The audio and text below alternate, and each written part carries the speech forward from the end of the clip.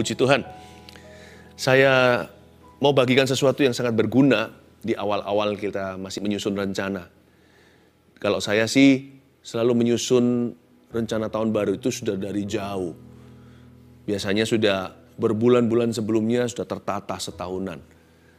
Tapi mumpung masih awal-awal atau masih dini, dan juga di bulan Januari, kita masih bisa mengubah, bisa otak-atik yang namanya rencana kita yang kurang pas rasanya. Masih bisa menguji hati. Karena itu, jangan sampai salah langkah ya. Libatkan Tuhan dalam segala perkara. Taruh Yesus di tengah dan di atas segalanya. Tuhan itu harus menjadi pilot kita, jikalau kita co-pilotnya. Janganlah kita yang memegang setirnya. Kita boleh berencana, tapi kita harus beriman pada Tuhan. Kita minta Tuhan Yesus yang menjadi pemimpin kehidupan ini. Mari kita buka sama-sama di kitab Yakobus. Yakobus 4 ayat 13-17 kasih judul, jangan melupakan Tuhan dalam perencanaan.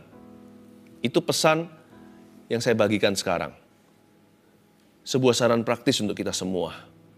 Jangan melupakan Tuhan dalam perencanaan. Saya bacakan Yakobus 4 ayat 13-17. Jadi sekarang, hai kamu yang berkata, hari ini atau besok kami berangkat ke kota Anu, dan di sana kami akan tinggal setahun dan berdagang serta mendapat untung.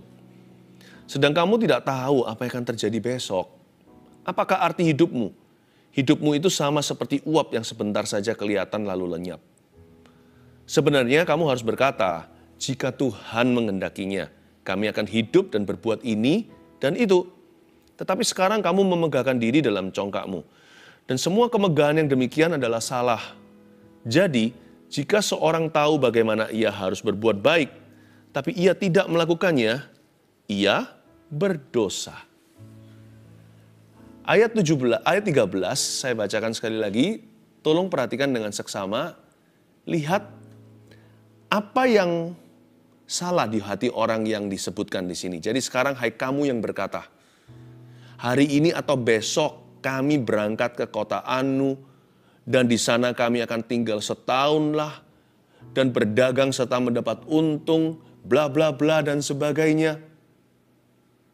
Anda perhatikan nggak? Apakah kita semua menyadari bahwa dalam cetusan pernyataan orang tersebut, hai kamu yang berkata, siapapun ini yang berkata demikian, seringkali kita yang berkata begini. Sadarkah bahwa tidak ada kata Tuhan di dalamnya? Bukan hanya Tuhan itu missing atau hilang dalam pernyataan atau statement mulutnya.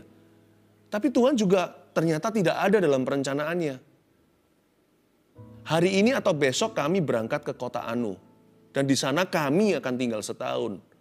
Dan berdagang serta mendapat untung. Kami, me, aku, kita. Tidak melibatkan Tuhan di dalam perencanaannya. Pede banget, percaya diri sekali. Bahwa dalam perencanaannya itu tanpa Tuhan dia pasti akan berhasil. Saya nggak berkata bahwa kita nggak boleh berencana loh ya. Seperti saya katakan tadi di awal-awal. Waktu saya buka firman ini. Saya kan sudah nyatakan bahwa rencana saya setahunan itu sudah dibuat jauh hari. Kita boleh berencana, bukan boleh, harus berencana. Kalau kita tidak berencana berarti kita rencana untuk gagal total. Jikalau iman kita itu terserah, ngeflow saja, biasanya banyak sekali waktu akan terbuang sia-sia. Lalu apapun yang kita mau capai, kita nggak pikirkan baik-baik strateginya. Bisa jadi nanti justru tidak ada rencana itu adalah disaster atau jadi musibahmu. Namun demikian kalau kita membuat perencanaan, Tuhan harus mengisi setiap kalimat. Tuhan itu harus ada di tengah dan di atas segalanya. Bunyinya nggak boleh kami. Tapi Tuhan harus menjadi subjeknya. Dan kita itu hanya menjadi hambanya. Tapi orang ini ternyata menjadikan dirinya Tuhan atas hidupnya. Hari ini aku mau begini. Besok aku mau begitu. Aku mau tinggal di sini setahun berdagang dan dapat untung. Tidak tanya Tuhan, tidak dengar-dengaran, dan setelah kita berencana tidak menyerahkan ke bawah kaki Tuhan. Orang ini tidak menjadikan Yesus Alfa dan Omeganya. Yesus tidak menjadi pembuka dan penutup, dan Yesus menjadi perjalanan hidupnya. Hari ini, besok, dia atur sendiri semau gua. Jadi sekarang, hai kamu yang berkata, ayat 13, hari ini atau besok kami berangkat ke kota Anu dan di sana kami akan tinggal setahun dan berdagang serta mendapat untung. Poin pertama, hati-hati dengan kata-kata arogan tanpa Tuhan di dalamnya saat berencana. Tuliskan itu. Ya. Hati-hati dengan kata-kata yang melenyapkan Kristus di dalamnya. Seharusnya kan kita berkata, jikalau Tuhan menghendaki, maka aku akan begini. Jika Tuhan menghendakinya, aku akan ke kota itu nanti. Aku akan berbuat begini, berbuat begitu. Kalimat yang dimulai dengan kata jikalau Tuhan berkehendak bukanlah sebuah kalimat yang pesimis. Dan juga bukanlah kalimat tidak pasti. Tetapi memberi ruang untuk kedaulatan Allah. Kita perlu mengatakan jikalau Tuhan menghendakinya. Karena kita tidak tahu hari esok kita. Kalau kita baca ayat 14. Sedang kamu tidak tahu apa yang akan terjadi besok. Tepat sekali. Kalau ada satu hal yang kita pasti tahu adalah kita tidak tahu hari esok kita. Itu 100% boleh yakin. Tak seorang pun di antara kita tahu hari esoknya. Kita nggak tahu nanti bagaimana, nasib apa menjemput kita. Ya. Lalu kemudian besok lusa, apa yang akan terjadi pada dunia? Dan apakah nanti kalau kita hidup sampai masa tua, bagaimana kita matinya? Kita nggak pernah tahu. Kita hanya bisa mempersiapkan diri, tapi kita nggak bisa pasti. Satu hal yang pasti dalam hidup kita adalah kita nggak pasti tentang esok hari. Tapi satu hal yang kita tahu 100% juga adalah bahwa Tuhan tahu 100% masa depan kita. Jadi dengan pengetahuan bahwa Tuhan tahu dan kita nggak tahu, harusnya membuat kita rendah hati dan mawas diri. Kalimat-kalimat kita itu harusnya bijaksana. Kita nggak boleh sok-sokan di hidup ini. Tak peduli siapapun koneksi kita, apapun gelar kita, status ekonomi, maupun influence atau kita ini punya pengaruh apa di bumi ini. Nggak peduli sekaya apapun dirimu. Kita nggak bisa menjamin sesuatu. Paling kalau kita punya lebih banyak uang adalah kalau kita masuk rumah sakit, bisa masuk kamar VIP, itu aja bedanya. Atau oksigen kita bisa kencengin, bisa hidup dengan mesin bertahun-tahun kalau orang lain seharusnya mati jika mereka tidak punya uang. Tapi sama-sama nggak sadar. Kadang-kadang mati lebih baik daripada setengah mati, ya kan? Bisa beli lebih banyak lah tabung oksigen, ceritanya gitu. Tapi nggak bisa menjamin kehidupan. Nggak peduli kita sekaya apa. Nggak peduli kita siapa. Kita harus mawas diri. Hati-hati dengan kata-kata arogan. Jangan ciptakan Titanic yang baru. Itu loh. Kapal besar itu loh. Yang berkata, tidak mungkin kami tenggelam. Bayangkan. Kalau kata-kata kita itu bisa menjadi berkat. Kata-kata kita juga bisa menjadi kutukan. Hati-hati dengan kata-kata arogan. Tanpa Tuhan di dalamnya saat kita membuat perencanaan. Dimulai dengan itu. Karena apa yang di hati itu kan keluar ke mulut. Makanya itu jaga hatimu dengan segala waspada, itu berarti juga jaga kata-kata. Dalam kita membuat rencana, pengakuan iman kita itu akan berpengaruh atas rencana kita. Jadi kita nggak boleh sembarang bunyi. Mulut kita itu harus dijaga jikalau kita menjaga hati dengan segala waspada. Karena mulut dengan hati itu selalu terhubung atau berhubungan. Karena itu pakailah kata-kata yang beriman. Selain bukan kata-kata arogan, kata-kata yang rendah hati di hadapan Tuhan. Tuhan, hambamu. Jikalau engkau kehendaki hambamu akan lakukan ini. Anda boleh pasti, nggak boleh jadi orang pelin-pelan. Ini loh Tuhan, aku berencana begini. Dalam berencana pun kan kita sudah menimbang-nimbang dalam hati. Karena itu kalau membuat perencanaan kan harus dalam spirit doa. Nggak ada orang langsung rencananya itu begini, udah out of the blue. Orang yang seperti itu adalah orang yang asal. Tapi dalam membuat perencanaan, pasti ada banyak pertimbangan, saya mengerti. Setelah kita membuat pertimbangan, be sure, be certain, yang pasti. Hati itu jangan setengah-setengah. Orang yang mendua hati nggak bahagia. Orang yang mendua pikirannya tidak bisa tenang hidupnya. Dan dia nggak mungkin berhasil. Minta apapun juga nggak akan dikasih oleh Tuhan. Itu juga ada di dalam kitab Yakobus, tertera di sana. Karena itu kalau kita membuat perencanaan, harus sure, harus confident, harus percaya diri. Tapi di atas percaya diri kita, oleskan percaya Tuhan. Jangan percaya diri kita sebagai Tuhan. Saya ulang, di atas percaya dirimu itu, oleskan percaya pada Tuhan. Sebagai iman lebih tinggi, imanmu harus pada Kristus, bukan pada dirimu. Serahkan segala rencanamu kepadanya, maka akan terlaksana. Bahkan melampaui ekspektasimu.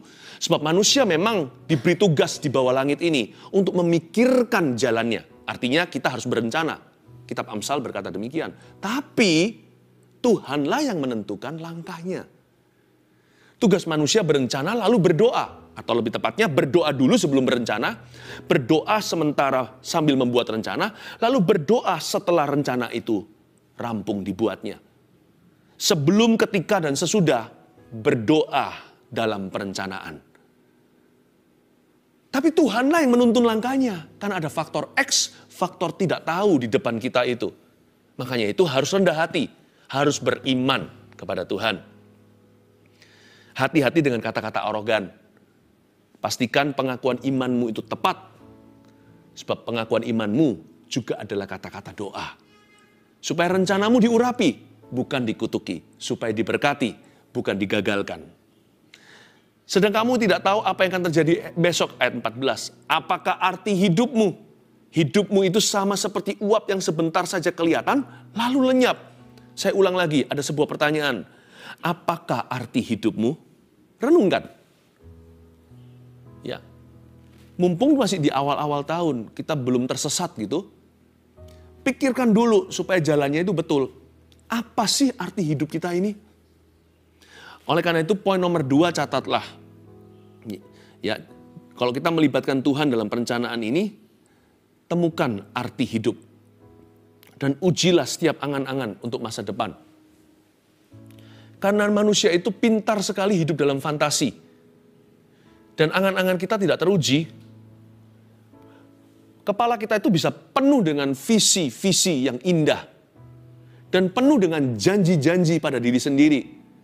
Nanti ya, tahun ini atau tahun depan, atau bulan depan, atau berapa bulan, aku mau melakukan ini dan itu. Diisi dengan janji-janji untuk membahagiakan diri sendiri.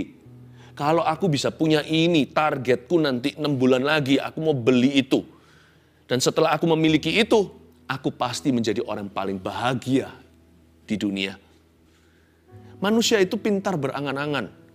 Tapi tidak semua angan-angannya itu teruji. Karena janji-janji yang kita buat terhadap diri sendiri. Nanti ya, aku mau begini. Itu seringkali adalah hampa. Buktinya itu nggak membahagiakan kita ketika itu sudah tercapai di depan mata. Waktu kita sudah memilikinya, buktinya kita nggak happy. Ujilah setiap angan-angan. Makanya Yakobus bertanya di sini, apa sih arti hidupmu? Dalam membuat perencanaan, temukan satu jawaban ini. Apakah arti hidup kita? Temukan arti hidupmu ketika Anda membuat perencanaan. Supaya nanti perencanaan Anda itu benar-benar yang Tuhan kehendaki. Bukan keluar dari ambisi manusia atau fantasi. Tahu nggak? Jikalau kita punya rencana 100% itu, kalau kita nggak hati-hati dan melibatkan Tuhan di dalamnya, biasanya 75% itu semuanya adalah lemak tak perlu. Apa yang kita targetkan, apa yang menjadi ambisi manusia itu ternyata adalah rencana yang sia-sia di mata Allah. Mengapa demikian? Kenapa kita jatuh ke dalam tangan kesia-siaan? Karena waktu kita berencana, kita tidak merenungkan arti kehidupan. Biasanya setelah kita merenungkan arti kehidupan atau sedang merenungkannya, ada banyak rencana kita itu akan diralat dengan sendirinya. Apa yang dulu kita sangat nafsu, tidak lagi kita bergairah ke situ. Kita merasa itu nggak perlu sih, ini keinginan, bukan kebutuhan. Betul nggak? Enaknya kita melibatkan Tuhan dalam perencanaan itu ada banyak sekali rencana kita itu jadi bagus. Rencana kita itu jadi efisien atau efisiensinya itu ada. Menjadi efektif kehidupan ini. Orang yang gak melibatkan Tuhan itu banyak merencanakan perkara-perkara sia-sia. Seperti orang yang berencana untuk menangkap angin dengan tangannya. Mencoba untuk menggenggam angin itu mana bisa. Bukankah itu yang dikatakan di kitab Pengkhotbah? Itulah kesia-siaan. Sekali lagi kukatakan, kesia-siaan untuk menjaring angin. Kalau kita betul-betul taruh rencana kita itu di bawah kaki Kristus, untuk diaudit sama Roh Kudus, bisa-bisa 3/4 daripada rencana rencana kita, itu semuanya sudah gagal total ketika direncanakan. Bisa jadi majority atau mayoritas daripada perencanaanmu dan perencanaanku itu ditolak mentah-mentah oleh Tuhan dan berkata, apa-apaan ini? Ini rencana apa ini? Semua tentang kami, kita, aku, mi. Makanya tidak dapat restu. Karena yang kita canangkan, itu hal-hal yang kita ada-adakan. Yang bukan kehendak Tuhan. Loh, bukannya Tuhan tidak memberikan kepada kita keinginan kita loh ya. Bahkan ada kata-kata seperti ini dalam firman Tuhan. Bergembiralah karena Tuhan, maka Tuhan akan memberikan apa yang diinginkan oleh hatimu. Bukan apa yang dibutuhkan. Kalau dibutuhkan itu doa apa kami sudah ada. Berikan pada kami rezeki apa yang kami butuhkan hari ini. Dan bahkan Tuhan yang berkata, jangan khawatir, burung di udara dia pelihara. Bunga di padang dia hiasi, dia berkata, nggak usah kita minta bertele-tele seperti orang dunia. Bapamu tuh tahu apa yang kau butuhkan sebelum kau memintanya. Kebutuhan, keinginan masuk dalam paketnya. Tuhan tuh tahu bagaimana memelihara. Yehovah Jireh itu belum mati. Yehovah Jireh itu tidak akan mati. Allah pemelihara kita itu hidup selama-lamanya. Penjaga Israel tidak pernah terlelap. Kita nggak usah khawatir. Tapi seringkali yang terjadi adalah prioritas kita itu terbolak-balik. Kita bukan cari dulu kerajaan sorga dan kebenarannya. Kita nggak mencari arti kehidupan. Yang pertama kita kemukakan, semua adalah kedagingan. Jadi kalau kita nggak libatkan Tuhan ya, rencana itu ketika dibuat sudah langsung anti restu. Tuhan sudah tidak memberikan perkenanan kepadanya. Makanya itu pintarlah orang yang melibatkan Tuhan dalam perencanaan. Sebab perencanaannya bukan hanya akan terjadi rancangannya, tapi Tuhan akan melampaui ekspektasinya. Apa yang matanya belum pernah lihat, telinganya belum dengar, apa yang belum pernah muncul dalam pikirannya, Tuhan sediakan bagi orang-orang yang mengasihi Dia. Wow, temukan arti hidupmu. Jawab tuh pertanyaannya Yakobus, apakah arti hidupmu? Hidupmu itu sama seperti uap yang sebentar saja kelihatan lalu lenyap. Jangan buat rencana untuk menjaring angin. Tapi carilah dahulu kerajaan sorga. Don't make promises to yourself. Gak usah janji-janji sama diri sendiri. Aku nanti mau begini, mau begitu.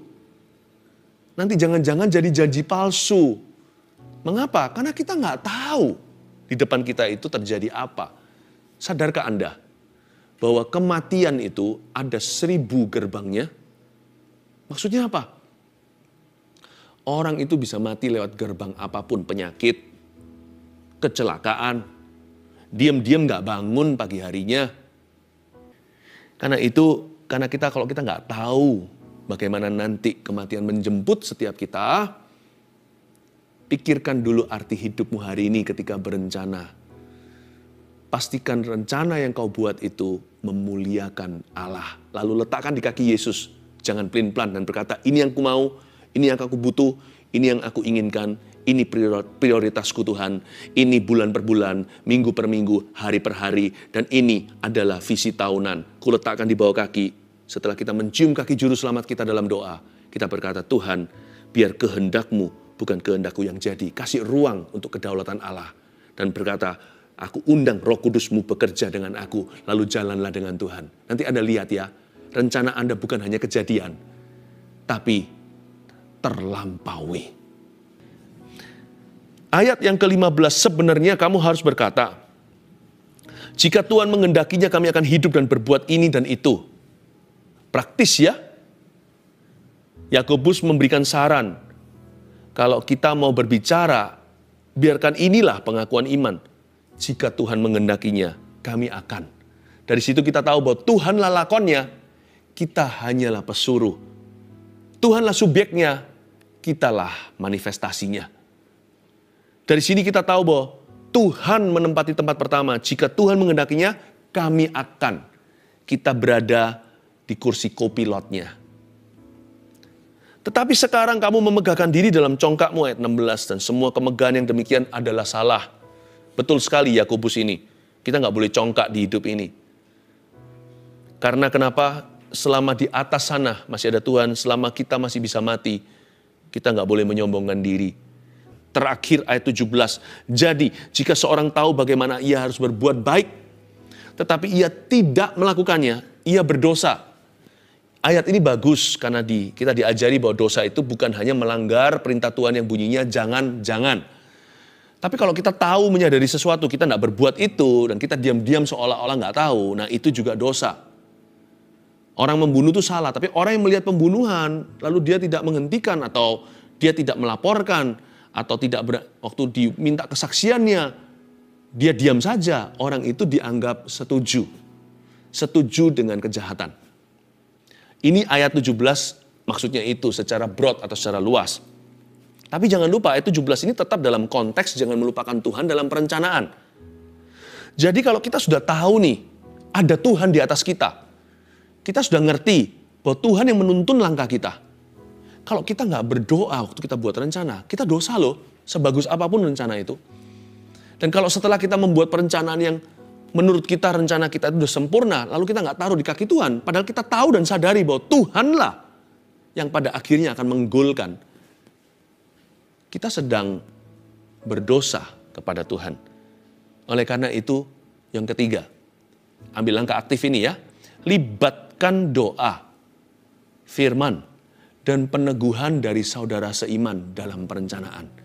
Kalau kita sekarang sudah tahu, apalagi sudah diajari di saat teduh, kalau Tuhan itu harus dilibatkan dalam perencanaan, maka libatkanlah doa dalam perencanaanmu. Ambil waktu untuk berdoa. Jikalau akhir tahun lalu Anda belum memberikan waktu kualitas untuk sungguh-sungguh cari wajah Tuhan, semua serba tergesa dan terburu-buru, ini belum telat, masih awal, masih dini. Cepat-cepat ambil waktu. Nggak usah berhari-hari, berminggu-minggu. Cukup berkata pada keluarga, untuk minta 1 jam tidak diganggu.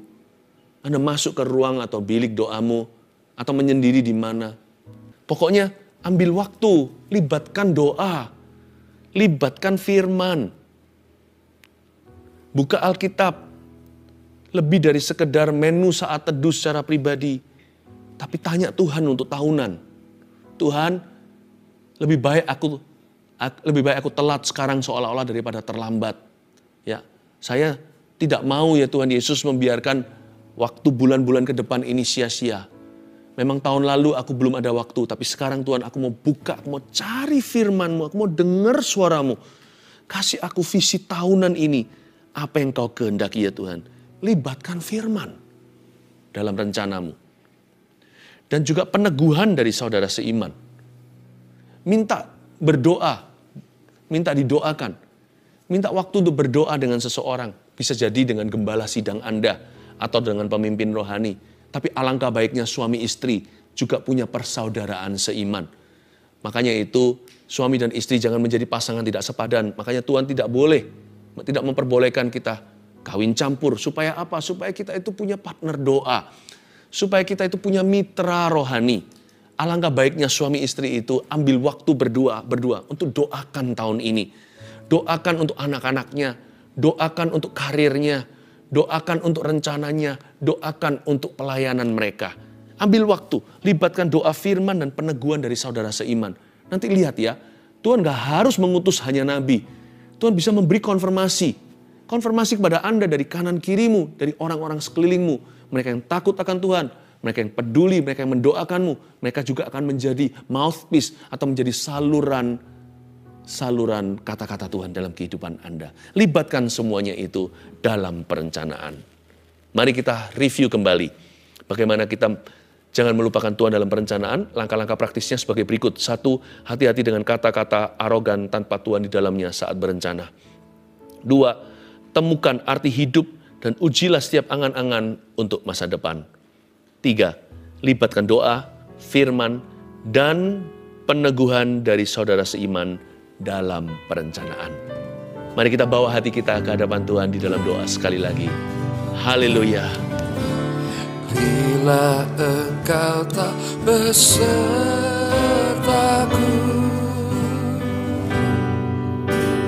ku tak mau berjalan. Ku perlu Tuhan, pimpin langkahku dengan kasih karunia-Mu. Pimpin langkahku setiap waktu, berjalan dalam Roh-Mu. Nyatakan Tuhan kemuliaan-Mu, dan berjalanlah dengan. Inilah pengakuan iman kita. Kata-kata berserah. Bila Engkau tak besertaku,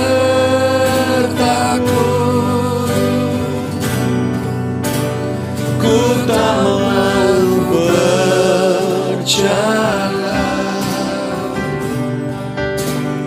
Ku perlu Tuhan, pimpin langkahku dengan kasih karunia-Mu. Pimpin langkahku setiap waktu, berjalan dalam Roh-Mu. Nyatakan Tuhan kemuliaan-Mu, dan berjalanlah denganku. Nyanyikan doa ini, nyanyikan pengakuan iman. Bila Engkau tak besertaku,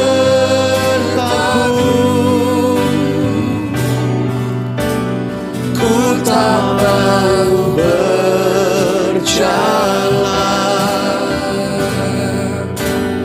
Ku perlu Tuhan, pimpin langkahku dengan kasih karunia-Mu.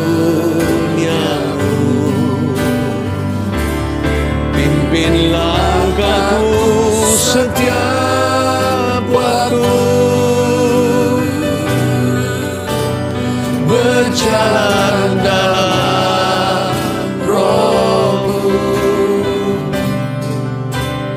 Nyatakan Tuhan kemuliaan-Mu, dan berjalanlah denganku. Pimpin langkahku setiap waktu. Mari kita sengaja memohon ini. Pimpin langkahku setiap waktu, berjalan dalam Roh-Mu. Nyatakan Tuhan kemuliaan-Mu, dan berjalanlah denganku. Nyatakan Tuhan, nyatakan Tuhan kemuliaan-Mu, dan berjalanlah denganku. Nyatakan Tuhan, nyatakan Tuhan kemuliaan-Mu, dan berjalanlah denganku. Saya ingin berdoa untuk dua tipe orang. Orang yang sudah membuat rencana tahun lalu untuk tahun ini. Jikalau Anda adalah kategori pertama, Anda bisa ambil apa yang menjadi simbol rencanamu itu. Kalau saya suka pakai agenda yang masih manual. Ya, saya simpan di situ, tuliskan hari per hari sepanjang tahun. Anda bawa itu sekarang, ambil aja. Ya, Anda bisa lari, ambil, bawa di hadapan saat teduh bersama ini.